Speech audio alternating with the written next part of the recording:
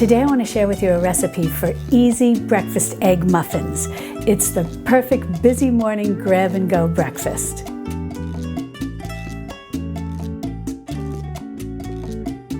Hi sweet friends, I'm Mary and welcome to Mary's Nest, where I teach traditional cooking skills for making nutrient-dense foods like bone broth, ferment, sourdough, and more.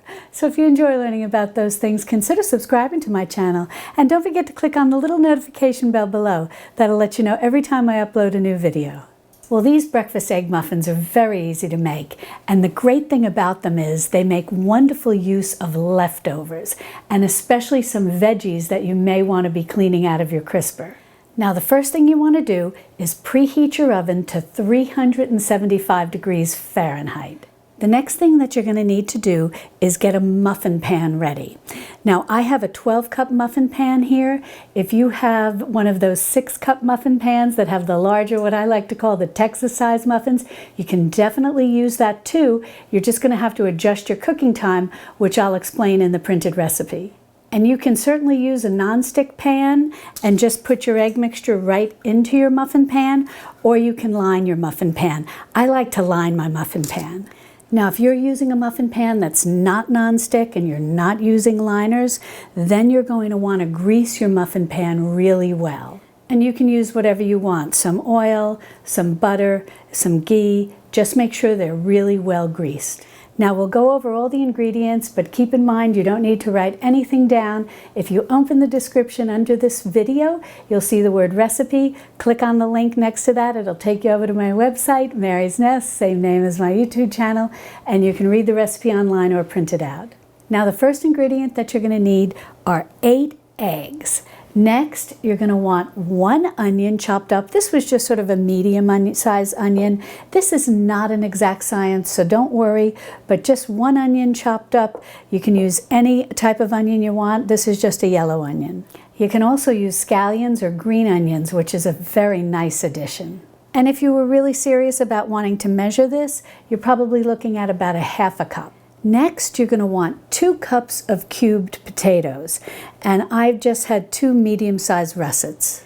Now, if you don't feel like peeling potatoes, your red skin potatoes would work very well in place of the russet.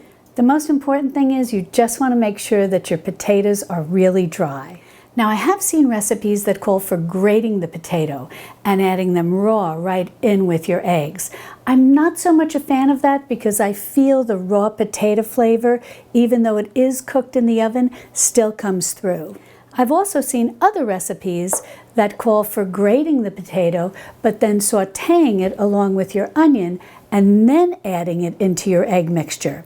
The only thing that I find with that is the potato seems to sort of disappear once you bite into the egg muffin. I think it's kind of nice to have a little bit of a piece of potato in your egg muffin. Next, you're going to need 1.5 cups of grated cheese. And what I've got here is a Colby Monterey Jack mix that works very nicely. A mild cheddar would also work well. Then over here, I've got 1/2 cup of half and half. You could also use whole milk, or you could even use heavy cream for a really nice, rich egg muffin. Now over here, I've got some bacon that's been cooked and chopped up, and it's about 1 cup of bacon. I used a 12-ounce package of bacon, and it was just a regular sliced bacon. It wasn't thick, it wasn't thin. And I cooked this bacon right in the oven, and if that's something that you've never tried before, I highly recommend it. And I'll link to a video where I show you how to do that. It's very easy. Now, I'm using bacon, but you have a lot of options here. You could use cooked sausage that you've crumbled up. You could use cooked ground beef that you've crumbled up. You could also use Canadian bacon that you've chopped up, or even deli ham that you've chopped up. So you have a lot of options. Really, any little bits of meat that you may have left over in your refrigerator will work great in this recipe.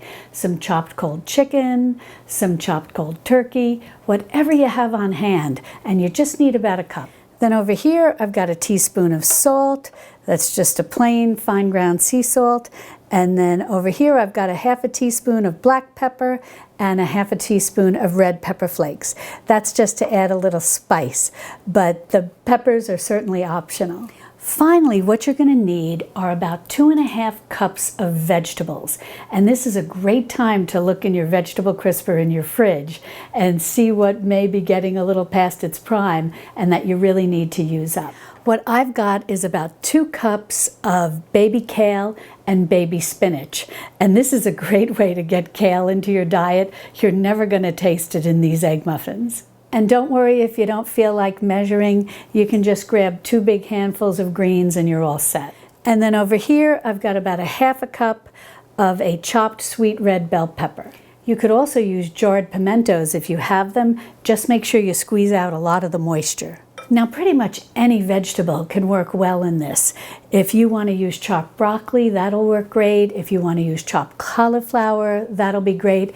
And you can even go beyond vegetables. You could add in some frozen peas. You could add in or canned peas if you wanted. You could use some frozen corn. Corn would be real fun with maybe some of the pimento or the sweet red bell pepper to make kind of a Mexican style or a Tex-Mex style breakfast muffin.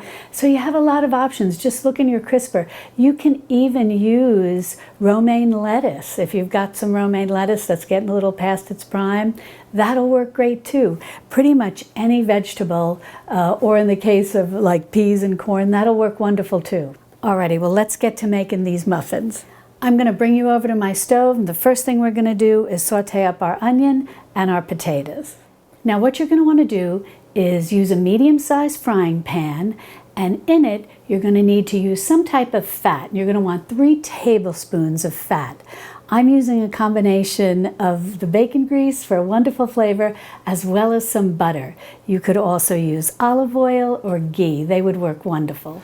Well, when I got over to my stovetop, I added the chopped onions into the bacon grease and butter mixture that had melted in my frying pan, and I sauteed them just for a minute or two, just to soften them a bit.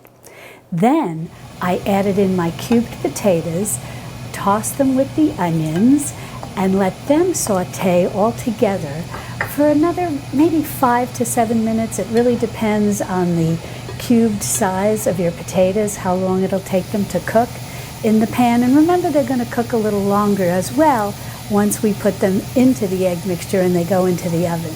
So once the potatoes browned up a little bit and the onions became crispy, delicious little bits, then I remove them from the stovetop, and I've just got them in a bowl here, and I'm going to let them cool. Well, while our potato onion mixture cools, we're going to go ahead and whisk up our 8 eggs. And many of you have asked me about this little gadget that I use whenever I'm whisking something. This is called a magic whisk. You can probably find this in the kitchen aisle at your grocery store or in a kitchen store, and I'll definitely put a link to this in the description below. They're very inexpensive. Once you whisk up your eggs, you want to go ahead and add in whatever liquid you're using, your half and half, or your whole milk, or your heavy cream. Those really work the best. Well, I've added in the half and half, and now I'm going to go ahead and add in the salt and the black pepper and the red pepper flakes. Again, that's optional if you don't want to have any spice. And just go ahead and mix this up real well. Now we're going to go ahead and mix in our grated cheese. I'm going to put about 1 cup into the egg mixture and reserve some to top the muffins. Now for your meat, if you're using some crumbled sausage, some crumbled cooked sausage, or some crumbled cooked ground beef, or Canadian bacon that you've chopped up, or some deli ham that you've chopped up, you can go ahead and add that into your egg and cheese mixture right now. You can also go ahead and add in your bacon if you want, but keep in mind, mixed into the mixture, it will soften a bit. If you'd like to keep it nice and crisp, then top your muffin with it. I'm going to reserve my bacon and use it to top the muffins. Now we're going to go ahead and add in our veggies. I'm going to go ahead and add in my sweet red bell pepper that I've got diced up, and I've got this diced up pretty small. Now I'm just going to set that aside for a minute, because for the greens, and as I said, I've got some baby spinach and baby kale here, I'm going to go ahead and chop this up before I add it into the egg mixture. Alrighty, now I'm going to go ahead and add my chopped greens right into the egg mixture. Now my potato onion mixture is cooled off, So I'm going to go ahead and add that in along with all my greens and the red bell pepper. Now you just want to be sure to give this a really good mixture so that everything is evenly distributed. I really like having different colored veggies in here because it makes it so colorful. The next thing that we want to do is distribute our mixture evenly between all the muffin cups. And you're basically going to fill each muffin cup right to the brim, or the rim. Now, once you get your muffin cups all filled, you're going to go around, and if you're using the bacon, you're just going to sprinkle the bacon right on top. Once you get your bacon all sprinkled on top of the muffins, next you're going to want to sprinkle on the cheese. Now we can go ahead and bake these as is, but if you want to give them a little crunch that makes you feel like you have a little toast with your breakfast muffin, then you can go ahead and sprinkle some breadcrumbs on top. And I have a video where I show you how to make homemade breadcrumbs, including sort of a mock panko breadcrumb, and I'll be sure to link to that if that's something you're interested in. Now we'll go ahead and put this into our preheated oven, 375 degrees Fahrenheit, and we're going to bake these for about 20 minutes. What you're looking for is for the cheese to be completely melted and sort of become nice sort of golden brown.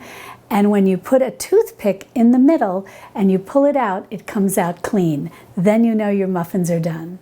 Well, I just took these out of the oven and they look wonderful. The cheese on top is all melted in a lovely golden color. Now, what you want to do, just let them cool a minute or two before you take them out of the muffin pan.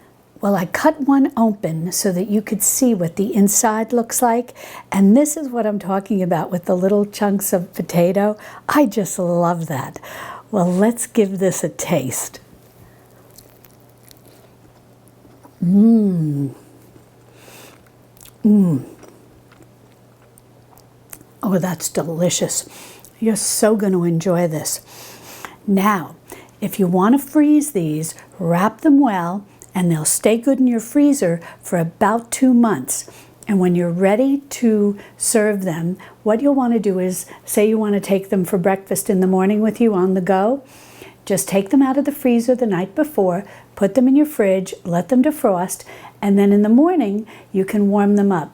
I really like to warm them in the toaster oven, but you can also warm them, excuse me, you can also warm them in the microwave oven. I'm not a huge fan of the microwave oven, but you can certainly warm them for a minute in the microwave oven and they'll be great. But in the toaster oven, it helps to make the top kind of re-crisp up. So I highly recommend warming them that way. And then you can just take them with you and you're all set. Well, if you would like to learn how to make more easy and delicious and nutritious meals, be sure to click on this video over here where I have a whole playlist for you. And I'll see you over there in my Texas Hill Country Kitchen. Love and God bless.